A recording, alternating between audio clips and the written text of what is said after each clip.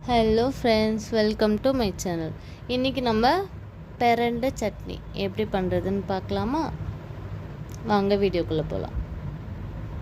Hello friends, இப்போது பிரண்டையை clean பண்ணி எடுத்துக்கிட்டாச்சு. நம்ம எப்படி வணக்கிறதுன்னு பார்க்கலாம்.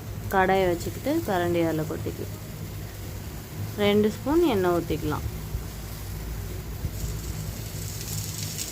பாருங்கள், நல்லா கிண்டி விடுங்க. இந்த பிரண்டையில் நம்ம சட்னி செய்யலாம், துவையல் செய்யலாம், நிறைய ஐட்டம் செய்யலாம்.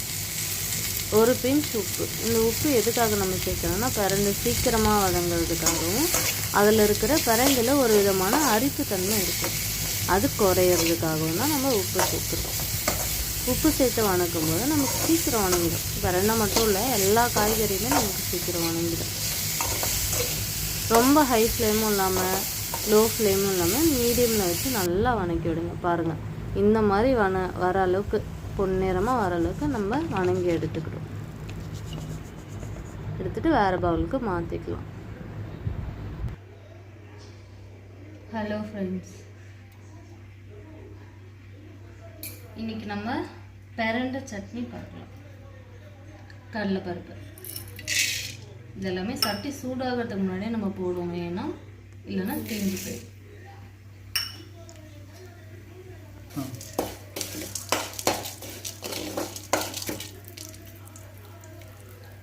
இது கூடவே ஒரு வெங்காயம்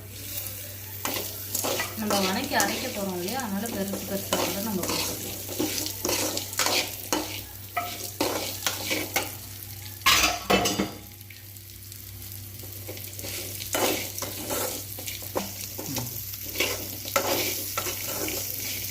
வெங்காயம் நல்லா வணங்கட்டும்.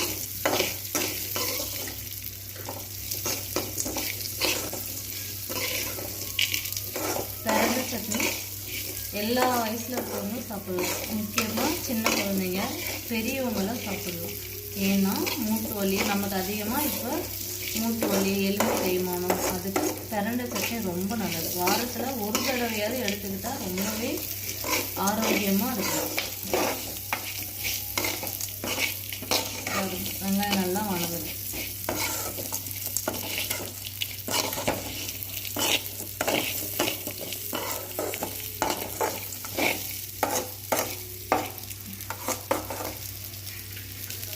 இப்போ இஞ்சி 2 துண்டு, பூண்டு ஒரு 10 பல்லு சேர்த்துக்கலாம். சேர்த்து நல்லா வணக்கி விடுங்க.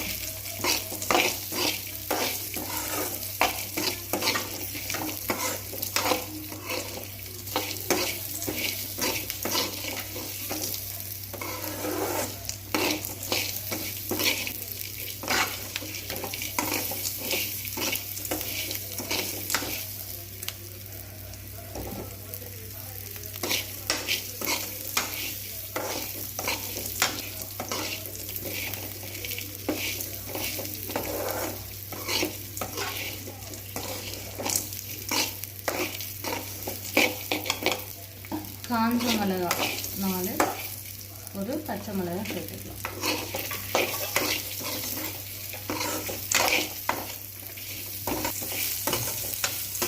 மிளகா காரத்துக்கு ஏற்ற மாதிரி சேர்த்துக்கோங்க. அதுக்கு ஏற்ற மாதிரியே அது கூடவே அதே அளவு புளி சேர்த்துக்கோங்க.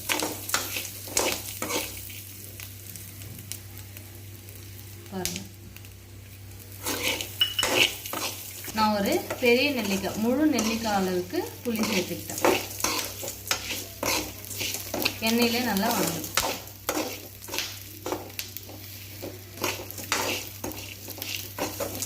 புளி எதுக்காகனா டேஸ்ட்டுக்காகவும், நம்ம 2-3 நாள், ஒரு வாரம் கூட வச்சு சட்னி ஃப்ரிட்ஜில் வச்சு சாப்பிடலாம். அதுக்காகவும் புளி சேர்த்து கெட்டு போகாமல் இருக்கும்.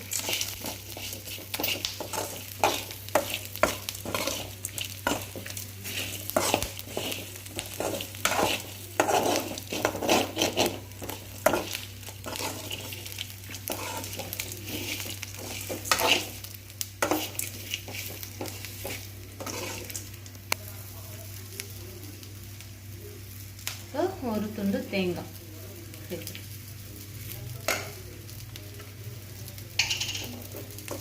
இதையும் சேர்த்து நல்லா கிளறி விடுங்க.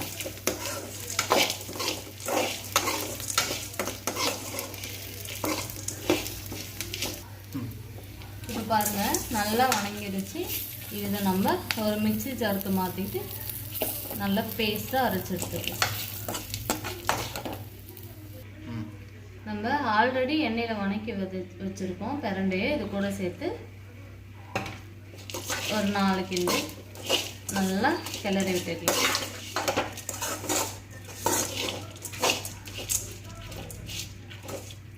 இதை கொஞ்சம் நல்லா ஆற வச்சுட்டு அரைச்சி எடுத்துக்கலாம். பாருங்க இப்போ நல்லா ஆறிடுச்சு. இதை ஒரு மிக்ஸி ஜாருக்கு மாற்றிக்கலாம். இதை அரைச்சிட்டு தாளிப்பும் நம்ம கொடுத்துக்கலாம்.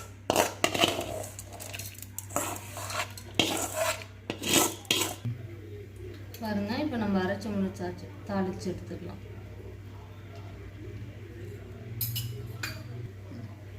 கடுகு சேர்த்துக்கலாம். தாளிப்புக்காக 4 காஞ்ச மிளகாய்,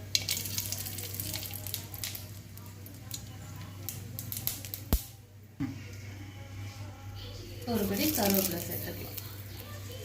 இப்போ அரைச்சி வச்ச சட்னியை சேர்த்துக்கலாம்.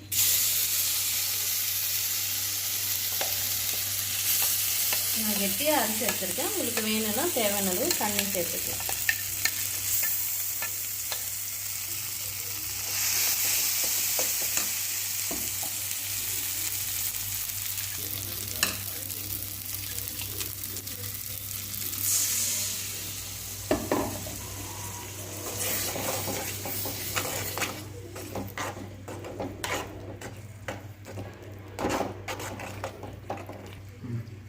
நம்ம நிறைய தண்ணி சேர்க்க வேண்டாம். இந்த மிக்ஸி ஜாரில் இருக்கிற அதில் தண்ணி ஊற்றி வாஷ் பண்ணி சேர்த்துக்கிட்டாலே போதுமானது.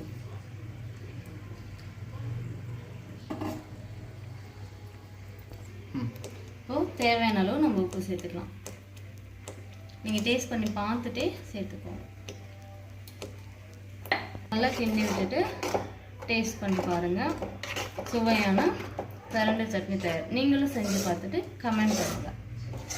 Thank you.